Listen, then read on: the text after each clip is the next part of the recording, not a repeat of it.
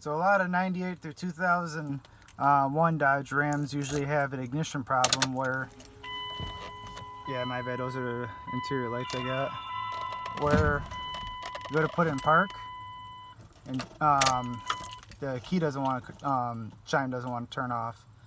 So what I found out was, I got my flashlight right here. Right under your driver's side cab mount. Yeah, my bad, I painted it so it looks all messy.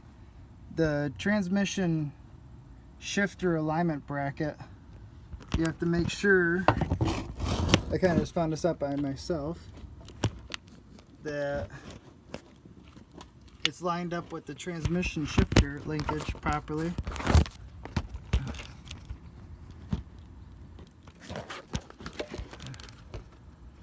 Right there.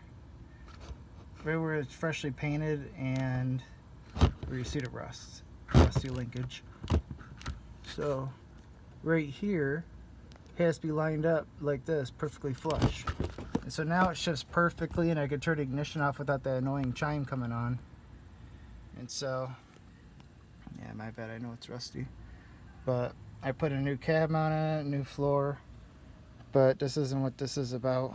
I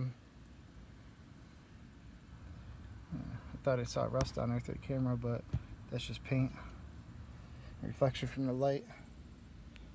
But yeah, I did all that when I changed my floor. Before I'd go to turn off my truck and the chime would stay on, so I'd have to lift this up higher and then be able to turn it off to get that chime to go off and to be able to actually turn the ignition back all the way. So once I changed the cab mount, that ended up fixing the issue. So just want to let you know, I hope that helped out. Let me know in the comments.